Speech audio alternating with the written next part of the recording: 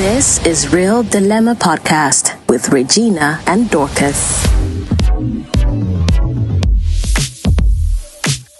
Hey guys! Welcome back to another episode of Real Dilemma Podcast. We are your favorite hosts, Regina and Dorcas. Yes, sir. And we're back again with another banger. Another banger. Dun, dun, dun, dun. That's not the beat. Another banger. What's the beat? Is it a calm down, baby? Calm down. I don't know the beat.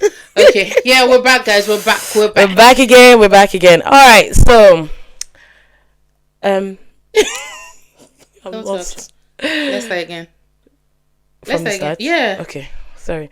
Subscribe and all of that. Okay. Yeah. Okay. Go to action. 3, 2, 1. Go. Hey guys, welcome back to another episode of Real Dilemma Podcast. We are your favorite hosts, Regina and Dorcas. Yes, sir. Clock it. Una clock it. Cha cha cha. Clock it. Some songs we need to leave. See this woman now clock it. Please. No, it's 2026. I don't want to hear it. No, we need to take it. No. Okay. All right. Cool. Yeah. So welcome back, guys. If you're new here for the first time, thank you for joining the family. We love you. Make sure to subscribe so that you can always get a notification when we drop a banger. Yep. And if you are a returning subscriber, thank you very much.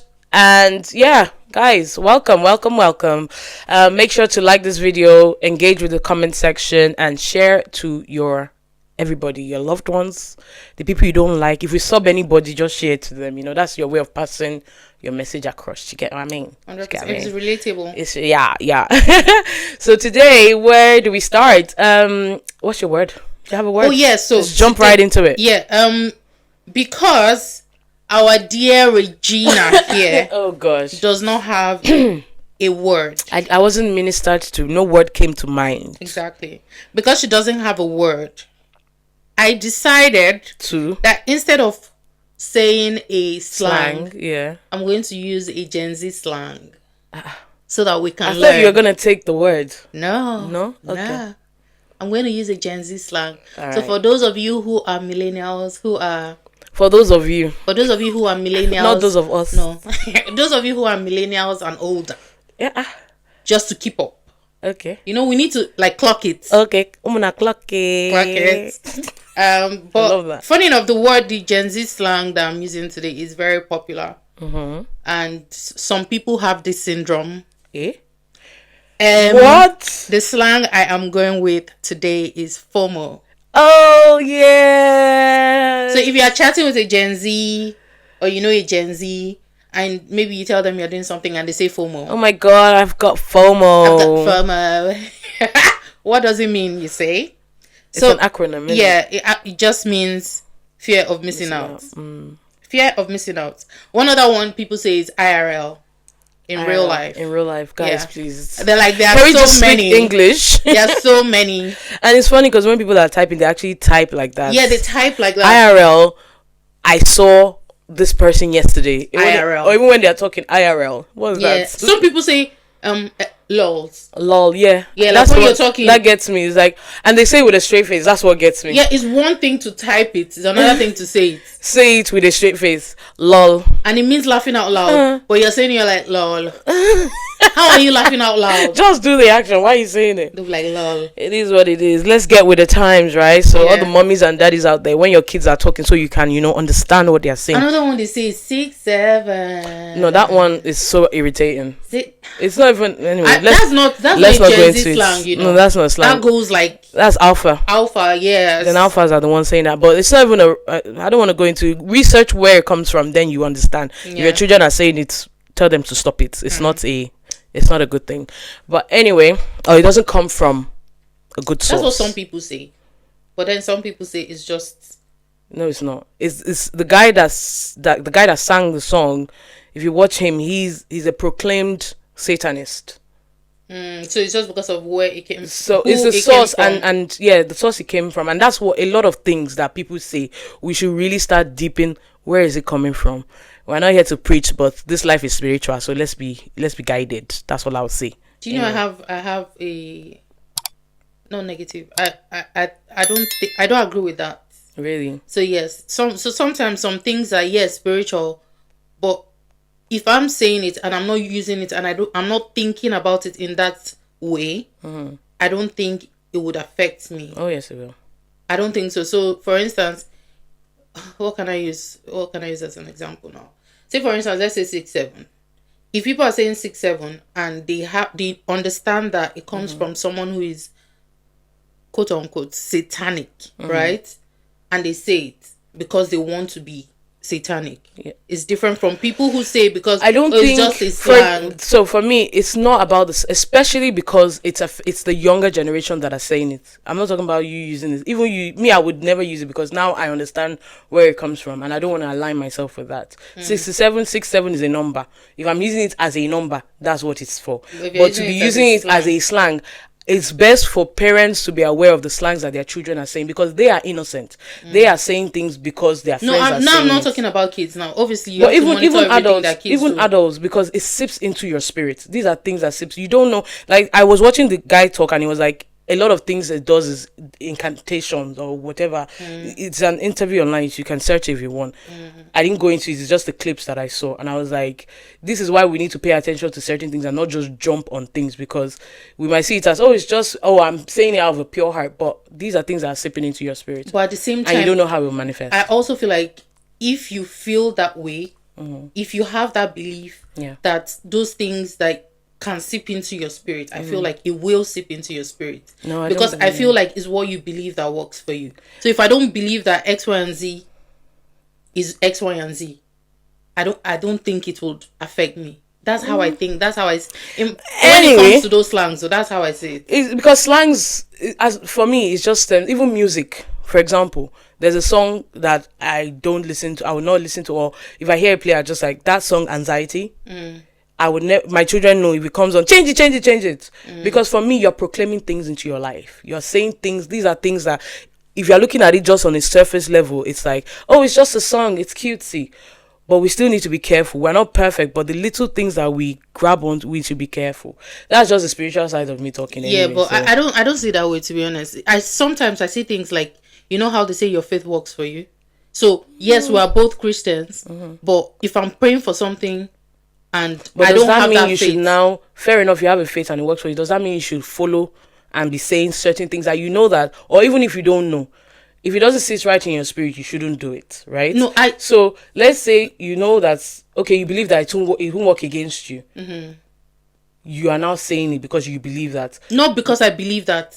Like, okay. I'm now saying it based on my faith. Like, how do I put this now? But it's like you're taking the grace of God for granted, though. Not necessarily. I don't see it that way. It's just like how we might have the same prayer point, and it will work for me, it might not necessarily work for you because you don't believe. You're just saying it. Yes, but prayer is different from things that are of, I don't want to say of the devil, but things that are spiritually, like if you know something is not spiritually right and you're saying you know it, but because my faith, you know it and you believe it are two different things. Some people know of God but they don't know God. Yeah. So when you know in your heart, definitely when you say it will work for you.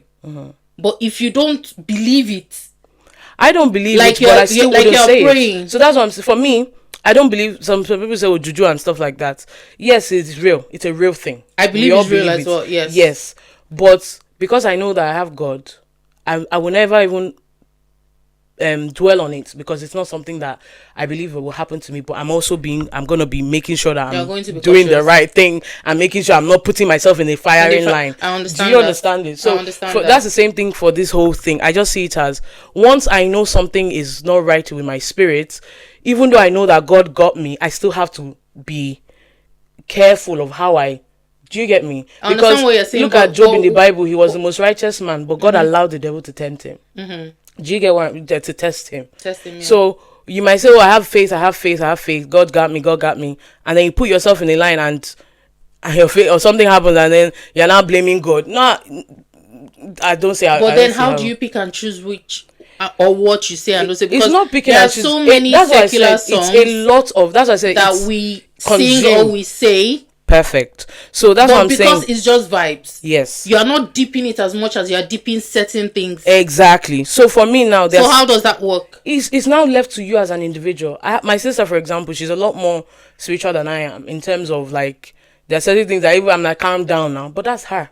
and that's she every little thing she picks on, and that's I admire that in her. Do you get what I mean? So for me, I can listen to certain things and I know that okay, it's just vibes, but in my mind, I know that, okay, should you really be listening to this? Or sometimes you even listen to certain things and you know it's just vibes. But when they say, like, God forbid, don't So I'm not saying we're perfect, but I'm saying, like, there are certain ones, especially my own main concern is the younger generation. Because this slang is all slang, it's all banter until it's not. No, when it comes to the younger generation, 100%. All these little things sipping, then you hear that, oh, one child has unalived themselves because of something they heard or because of some slang. No, you still have to be careful. Things like that. You know, when it comes to kids, everything that they consume should be monitored. But it should still be for us as well, because we're not Jesus Christ. But you don't necessarily filter everything that you listen to. I don't, but I try to. You pick and choose. Yeah, I do. That's what I try to. There are certain things I know that once my hair is God forbid. Nah, it's not even God forbid. It's like, no, I can't go there. There are some that I will listen to that even I know, but I'm choosing to. But I'm knowing. But for example, something that I've seen now that I've gone to now research and I've seen the roots and origin. I don't know if it's because of my background. So my background is living faith. Pastor Adetunji, he was a big preacher of faith and what you believe in. Yeah. And the way I see my faith is whatever it is I believe deep down. It will affect you. Whatever I believe is what will affect you. Is what I believe, and that's it's the same for what I don't believe. No matter how much I say it, if I'm not convicted in my heart that this is what it is, it will never work. So you know, people that, for example, people that, I don't know if this is right, but people that have like a very terminal illness. Yes. For example, maybe cancer or something. Everybody believes that it won't happen, but it happens. Yes. Do you get where I'm coming from? But no, that has to do with your health. I'm talking about things I'm just saying. The point I'm trying to put out of this is that I understand that faith works. Faith is everything. But faith without works is dead. 100%. So if you're saying you have faith, but you're also doing things that sort of counters your faith or like your beliefs then or the protection over your head, then you don't believe it. No, you can't say that, because a lot of people will fully tell you I believe. They will fully tell you with their chest that they believe. No, you're saying if you have faith and you're doing something contrary, then that's not faith, right? No, I'm saying... Okay. Because you just said faith without work. So it's like me saying, I know that this bad thing will not happen to me. I believe that it will not happen to me. And then I put myself in a place where I'm testing God, not even the faith. I'm now testing God because of my faith. No. That's not what I'm saying. Maybe I'm hearing you wrong. I'm saying if you have faith, as I am, with the kind of faith that I have, what I believe in works for me. Fair. I feel like deep down in my soul, I don't believe. Will not work. It's like something I was watching yesterday. It's just like with jazz, for instance. One second. It's just like with jazz, for instance. Yes, I'm a Christian. I'm a believer. I believe that there is juju. Do you think jazz can work on you? It happens. No, but do you believe it can work on you? Honest to God. With your faith? It happens, yeah. So to every human. So it's the same thing I'm saying. To every human, it happens. Yeah, but that's what I'm saying. My faith. So I believe that. So I'll not go and be shouting juju. Do you get what I'm saying? Because I believe. Now, when my faith carry me, I go. Okay. Do you get it? So if your faith is that strong... Yeah. Because I was watching something yesterday and the guy was talking about this whole Spark Nation situation, and he's a Muslim. And he's he's not fighting against religion, but he's just fighting for justice for people that have been in that whole thing. And he mentioned something Spark yesterday. Nation, not everybody knows what that is. That one we'll talk about. If you don't know, Google it, because we can't. This is not even what we plan to talk about today. I know, we just learned. But anyway, the guy was saying something, and he was talking about like the spiritual battles he has been facing since he started going against that church. Okay. And this is a Muslim guy, and he's like, he believes in God generally. He's a Muslim, but he believes in God and everything. Christians and everything, great. So he mentioned something that he's been facing a lot of spiritual battles, but he knows that what he's doing out of a clean heart and out of a good heart. So he knows that no matter, if he was advising people that if you have a good heart, like what you're saying, if you believe that this God got you, he believes that he has a good heart and he's doing it out of good heart, God is going to protect him regardless. And he made a second statement after that. Doesn't mean the devil not. He now said, but if anything even happens, he believes that it's God's will. Yes. Do you understand? Yes. So that's a balance I'm talking about. Okay, I understand now, because I carry for me my faith to my grave. So I'm God still, forbid if I'm something still negative protecting happens, myself. Yes. And I'm still trying to be careful because I'm not ignorant of the devices of the enemy. I know that it's there, but I'm now like, I'm doing it, I'm focusing, I'm doing it out of my good heart, following what I'm supposed to do. If something now happens and God allows it, then it is what it is. You get me? But guys, every day, guys, be careful.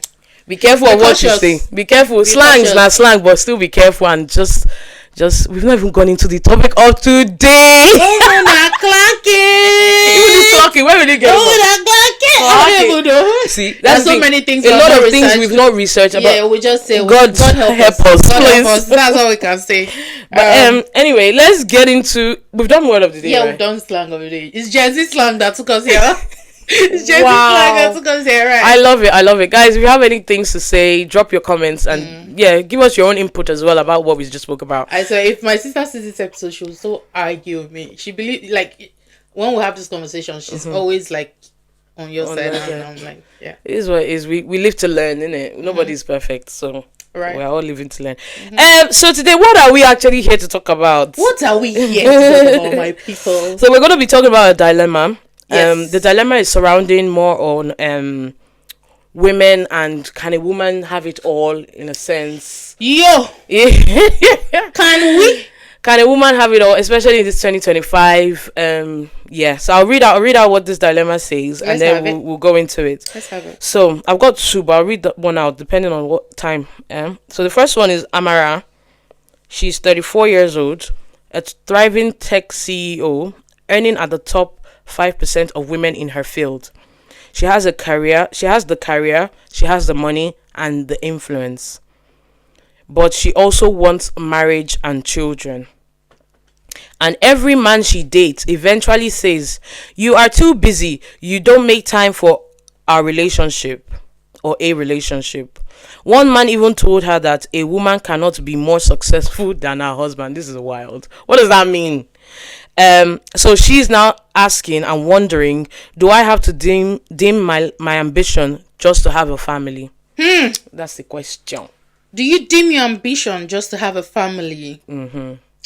It's very tricky. I throw it to the audience. Do you dim your ambition just to have a family? Yeah. No? So we have a no in the house. Okay, we'll get there. So, question, yes or no first? Do you dim your ambition to have a family? Should you? Should you? It's different from will you. But will I? Should you? Guess what? What? Will I? Answer yes or no. I would. Not you. Should she? Should she? Yeah. I mean, it depends. I can't really speak for her. Let me just speak for myself. But she's asking now. She's saying, she's asking like, do I have to now dim my ambition? Okay. For a family. So the way it works is very tricky. I think it depends. Just because, yes, you can be a career woman and find love and still have that family. Yeah. It is possible. Very. Now, does it happen to every woman? No. Not every woman will be blessed with that opportunity to have a family and a thriving career at the same time. This is what it is, having everything at the same time. Having it all at the same time. Very key. The same time. At the same time. Okay, I'm hearing that. I honestly do not believe you can have it all at the same time. Okay. I like the fact that you are talking and thinking, because I can see the way you're looking. No, I'm thinking because I'm indirectly putting myself in her shoes, because at some point one will suffer. At some point one will suffer. So you can have it, you can have your career, have a man, and be thriving as you go. Once kids start coming in, you'd have to step down on one. It might be that the kids will take priority over your career, depending on if you want to be a present mom. Facts. Or you can be a career woman and have help with your kids, and then you would not necessarily be as present. So I feel like at different times one will definitely suffer. But having everything all at once, I don't know how possible that is. I agree as well, because if you're doing it out there, please let us know. We don't know everything, we're also learning, but from where we've gotten to in the 3 decades plus that we are in, it's not looking like one can have it all at the same time. Highlights at the same time, because like you said, one would definitely suffer. Something will be neglected, if not majorly. It doesn't always have to be a major suffer or a major neglect, but genuinely something would have to give for something. And that's where Busayo was mentioning having a supportive partner, it comes in, because if you do have a supportive partner, even though an aspect is suffering, there's this cover up that you have, there's this covering that you have, that you're still able to go knowing that things are being done when it's meant to be done. If your partner is supportive. If your partner is supportive. Use myself as an example. We have not even reached the 5% of our career, imagine, and we're still struggling. Do you understand? Like, in terms, for me, my major issue is like being a present mom. That is my major thing, right? I try so hard to be present. But thankfully for my husband, I'm able to not feel that guilt per se. I do feel it sometimes, but because he's so present and he covers my lack, is that the word? He covers that gap for me. So for example, the kids now doing homework or taking them to school in the morning, getting them ready for school, I'm not always there to do that. So he covers up for that. When I'm not there to do homework with them, he covers up for that. So they're not necessarily, they might feel like, oh, mommy's not here, but that important aspect of them still doing what they are meant to do is still being done. It's still being done. But as a mom, just not by you, not just by all the time. Mom. So, and that's like you said, all the time. There are times when I'm fully present. But like we said, there's so many demands. At some point, something will lack. So I feel that's my take on it. To be fair, but I feel like, so even when you have a supportive husband, how do I put this? Okay, so yes, you might have a supportive husband. If you go into the marriage with the career, start off as a career person, and then your husband has always been supportive from day one, and you guys are going, and then kids come in the mix, and you guys somehow manage to find a balance. Something will still have to give. I feel like in our case is somewhat different, because in as much as we're now career women with our small change that will come home with, in as much as we're now career women, there was a time in our lives that we were fully present. And we're able to build that foundation between ourselves, our husbands, and our kids. Children, So I don't think, in as much as they would not necessarily be feeling the gap. They would not necessarily be feeling like, oh, we're not there, because we've always been there. So now for people who started that way, at some point, the man will be feeling like neglected. The things that we were able to do at the time we did not have this career. A career woman will not do it to start with. And sometimes men tend to feel neglected. Yes, he'll be supportive. Yes, he'll be there to cheer you on and all of that. But as women, we have wants. As men too, they have wants. Definitely. There is no way a man will not feel neglected and a bit.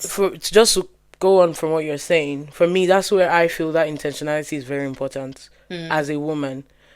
Yes, we're women, there's a lot going on for women. Every aspect of our life, there's something. There's something, You're the only one getting pregnant all the time. You're the only one taking contraception. You're the only one. I can go on. We'll talk about this contraceptive matter on another topic, honestly. You're the only one doing everything. You're the only one... It's a lot, right?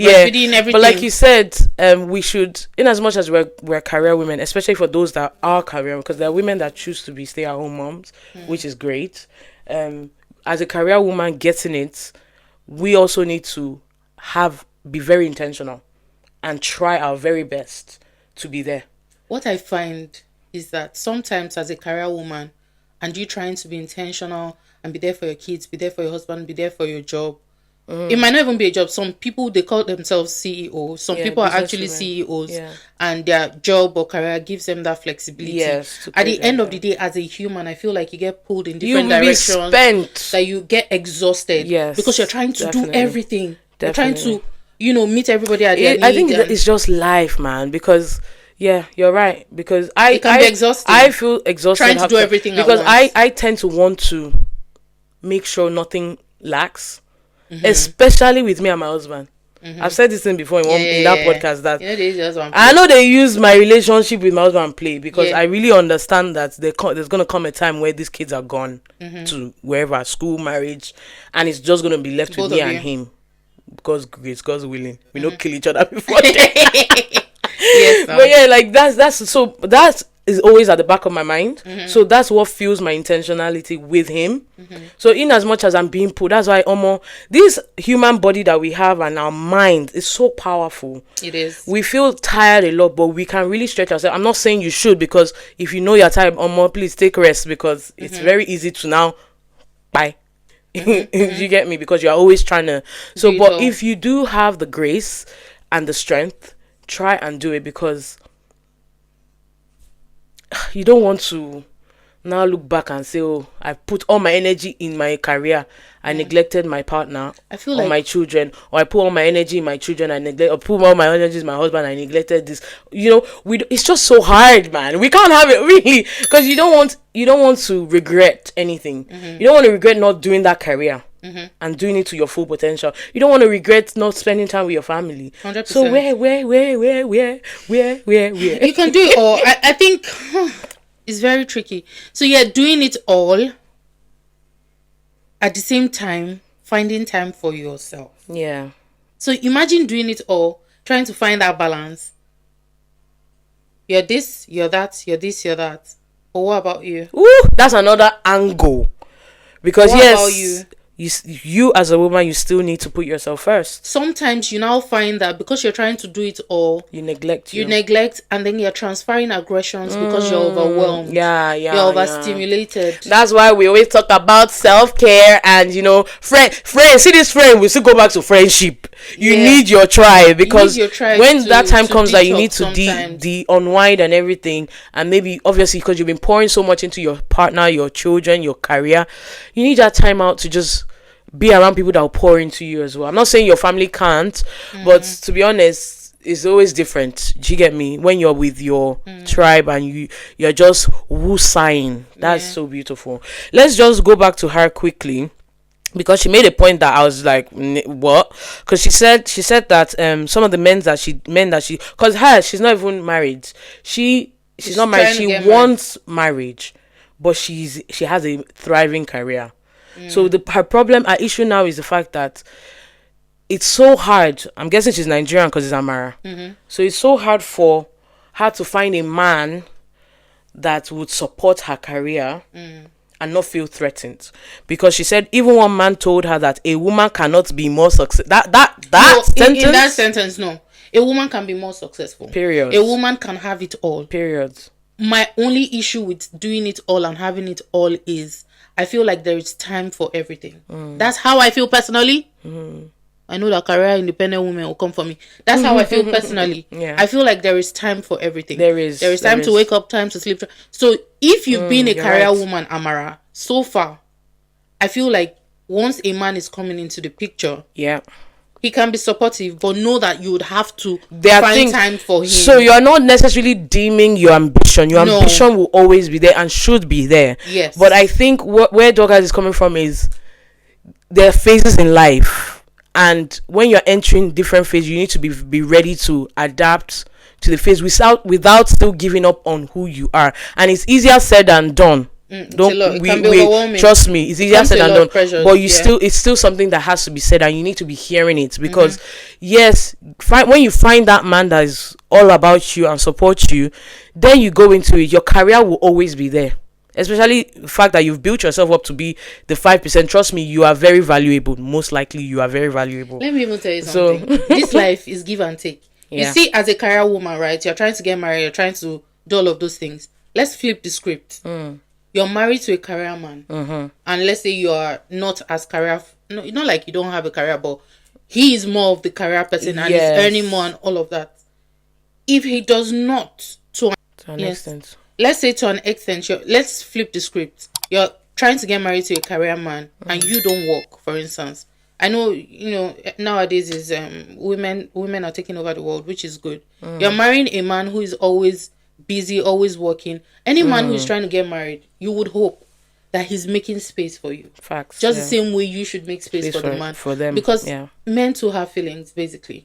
So you don't turn it down, but just know that you have to make space. You will make space, you definitely. You cannot be in work meetings till 11 p.m. every day of the week, coming home late, And let's just call a spade a spade. We are so good at sugarcoating marriage and life online. We are so good. Let's call a spade a spade. It might sound bad, but it is what it is. When you get into marriage, you will definitely have to make room.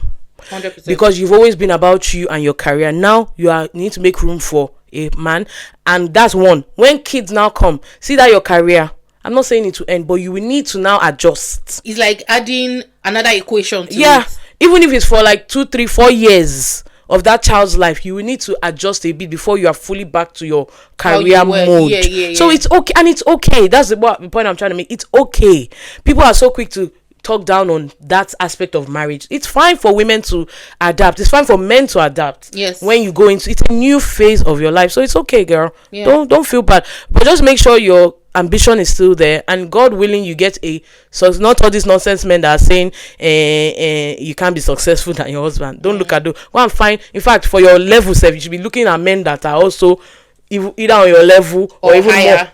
That's another topic, actually. Don't tone down nothing for any Don't man. tone down. So get someone that you connect with and you love and loves you back and understands your level of career.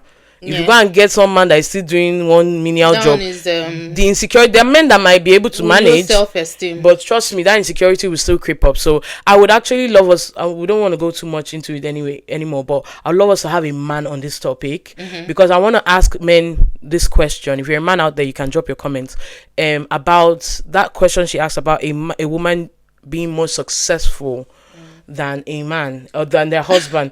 No, the reason I'm asking is because I have seen and I've heard of marriages where the woman is a lot more successful, and the complaints that the man has, initially they're fine, but they get to a point where it's like she's using her wealth to rub on him, or she's not respectful anymore, or she's not this, or she's not that. From a woman's POV anymore, because of the amount she's earning and stuff like that. From a woman's POV, it's like we might not understand where they're coming from. So that's why I would like to hear a man why they always feel, because some women would think it's because he's insecure.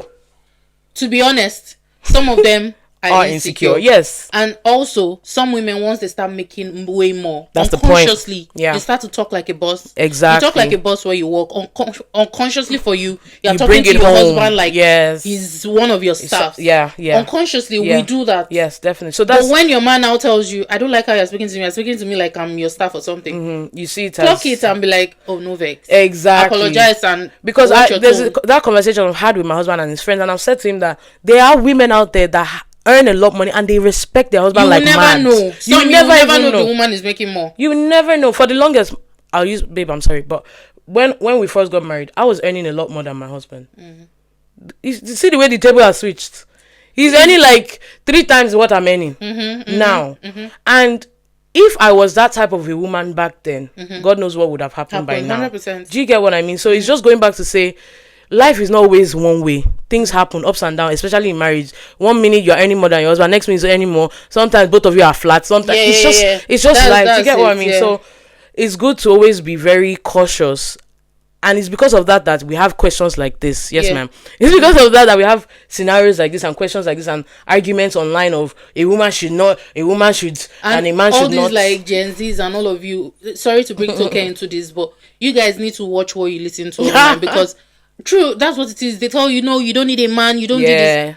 At some point in life, you might need a man. You will. You that's might what need God a created companion. us. A companion. It might not even be man. You might need, oh, I'm a baby girl, I'm a baddie, I'm this, I'm that. Our queen mother, Toke Makinwa, at some point, she wanted to settle down. She was saying it when she was like, she was praying to God, when will it happen for me and all of that. She came off as, I'm very career driven, I don't need a man. But at some point when she needed it, it became a prayer point. And now she now said, oh, since that wasn't happening, let her have a baby. My child. And she did. So, going back to what we said about social media, take it. See, these people that are advising you, insights. They are praying for what you have. Exactly. They're praying for the home, the peaceful home that you have, or they're praying for the whatever it is that you have. So just be very careful what you take on board, especially women. Don't let's be fooled by social media ideology of what marriage should be or what an independent woman should be. Facts. Like it's not that deep. You see a lot of independent women now coming out and saying, yeah, I'm independent. but I want a man that can give me that soft life. They all want to be independent, but no woman will turn down soft life. Period. These days, no man will even turn down soft life. Exactly. There are lots of hardworking men who would not mind being stay-at-home husband. Exactly, yeah. Do you understand? Yeah. So it's just the social media perception of what one person should be or what the other should be. So right. What's your... so let's round up. From me, what I'd say to Amara, and my takeaway from this is just...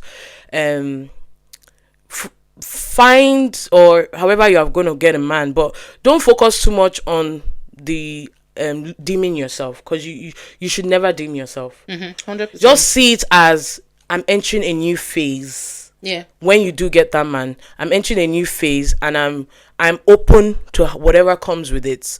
And be very flexible. That's another thing I would say. Be flexible with your career, and especially if your family requires more time from you, be flexible. See, career good day. In fact, that career self might not be, you might switch to another career after you've had your children. Anything can happen.